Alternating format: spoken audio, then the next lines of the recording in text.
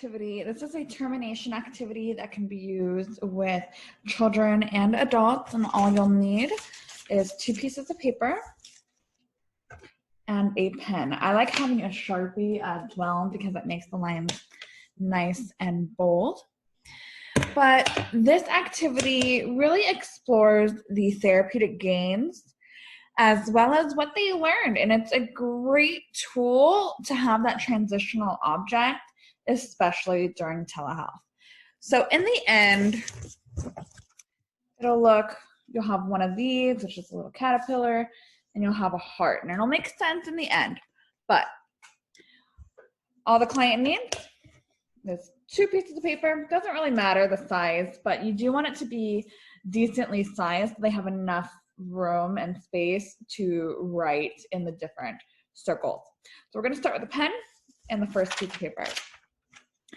And I tell my clients, all right, I want you to draw a caterpillar. And I have my own example so they can see how big we're talking. But I tell them, okay, I want you to do a caterpillar with 6 circles. And it needs to be big enough to where you can write in the circles. So we're gonna do just that. I'm gonna use a Sharpie so you can see it a lot easier. We're gonna do 1, oh, that was way too small. Let's try that again. I'm gonna grab another piece of paper. Bear with me.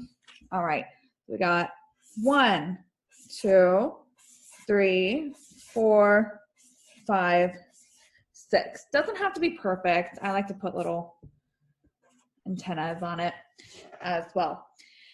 Now, in the first circle is how I felt on the first day. So I like giving an example. Like, how did you feel on the first day? You might have felt nervous, anxious, scared, angry that you had to do therapy and you didn't want to. So the first one is how I felt on the first day. The second circle, what did you learn from therapy? What did therapy teach you? So this isn't the specific interventions, we will get to that, but it's more so the overall things that they're taking away from therapy and from their time with you. The third is their favorite activity. So what was their favorite thing that we did in session? It could be a game, it could be anything that they like, but I invite them to put down their favorite activity. Next, I have them put down their favorite technique. So I like to clarify, I do a lot of homework and between sessions, or I have them try a different skill like mindful breathing or using frustration tolerance while playing Roblox and really de-escalating the emotion. So I ask, what was your favorite technique that I taught you, or what was your favorite thing to do from session, like mindful breathing or butterfly breathing or bubble breathing? Then the next one is, what will they miss from therapy?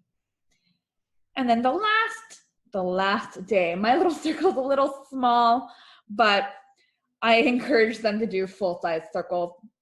But on the last day, I point out, okay, just like you did on how you felt on the first day, how are you feeling now that it's the last day?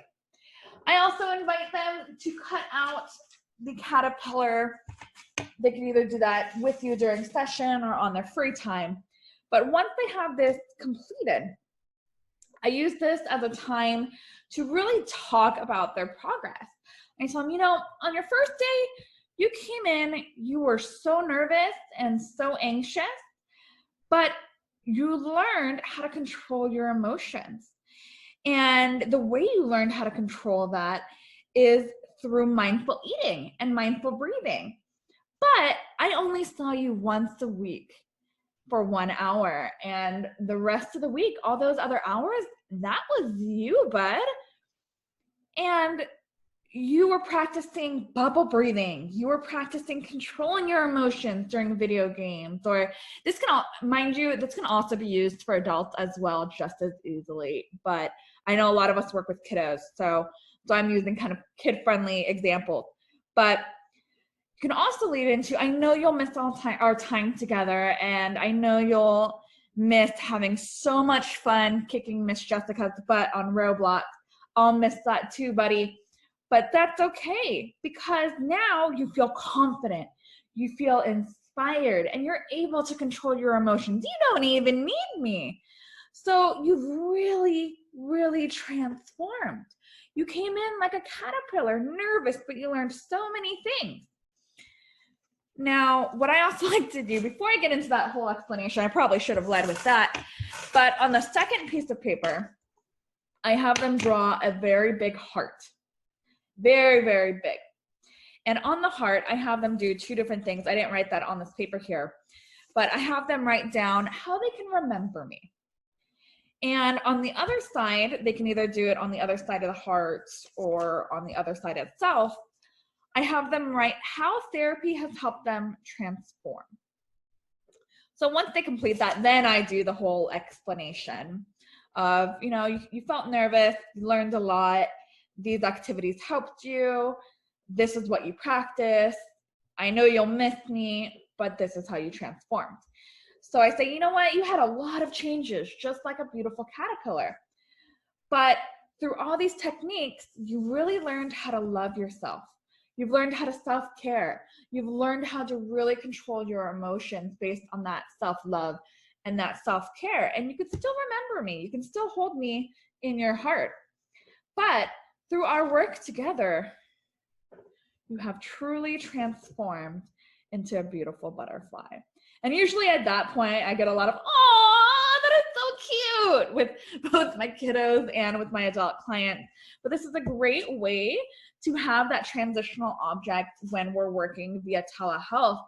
Because I don't know about you, I like creating small little tokens or things that they can keep with them after session, but telehealth, it does provide a lot of difficulties.